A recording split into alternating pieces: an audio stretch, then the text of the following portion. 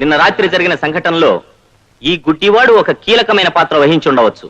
కానీ శంకరయ్య హత్య కేసులో ఈ కళ్ళు లేని కబోదిని ప్రత్యక్ష సాక్షి అని చెప్పడం డిఫెన్స్ వారి అత్యాశకు నిదర్శనం. తన ఆఖరి సాక్షి అంటూ, పైగా ప్రత్యక్ష సాక్షి అంటూ ఈ బిచ్చగాడిని బోన్లో నిలబెట్టడం డిఫెన్స్ వారి అమాయకత్వం అంటారు. యువర్ ఆనర్, హత్య జరిగిన తర్వాత హత్యా ప్రదేశానికి వచ్చి హత్య కళ్ళారా చూశానన్న గౌరవనీయులు ఎస్పీ గారి సాక్ష్యాన్ని ఆధారం చేసుకుని ప్రాసిక్యూషన్ వారు ముందుకెళ్తున్నారు.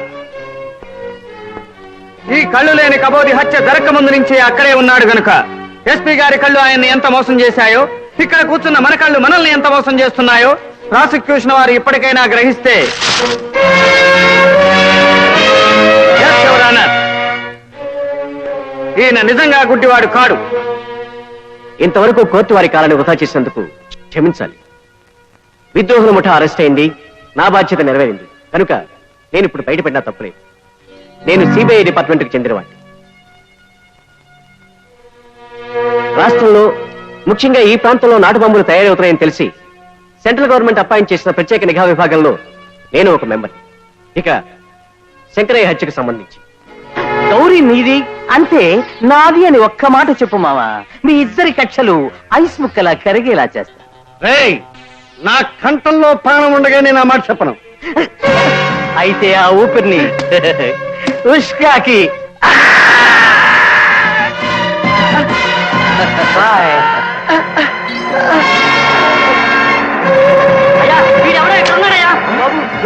ఎవరు నువ్వు?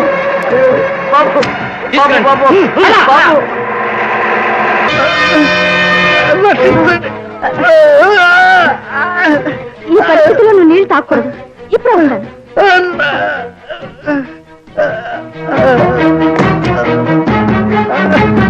అమ్మా సరస్వతమ్మా, మీ అన్న వదిలిని చంపింది నేను కదమ్మా.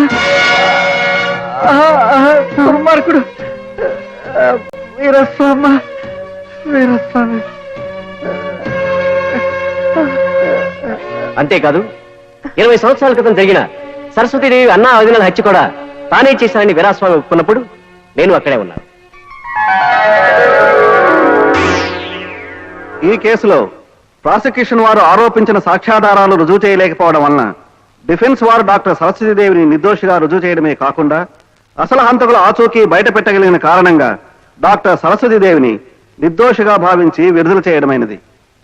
ఈ కేసులోనే కాదు, అనేక హత్య కేసుల్లో సంఘ విద్రోహక చర్యలతో సంబంధం ఉన్నదని భావించబడుతున్న నరహరి, జగడాల వీరాస్వామి, అతని ముఠాని వారు చేసిన నేరాల్ని తిరిగి విచారించి తగు శిక్ష విధించడానికి కేసు ఫైల్ చేయవలసిందిగా పోలీసు వారిని ఆదేశించడమైనది.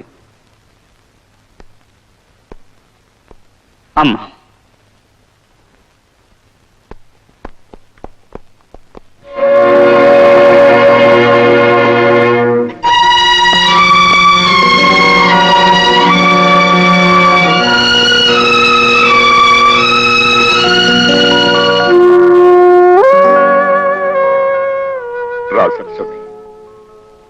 రా సరస్వతి,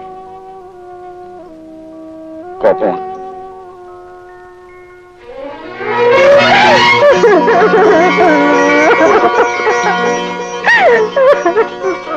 ఇక ఈ లోకంలో మనకు మిగిలింది ఒకే ఒక బాధ్యత, అదే మన రాజా పెళ్లి.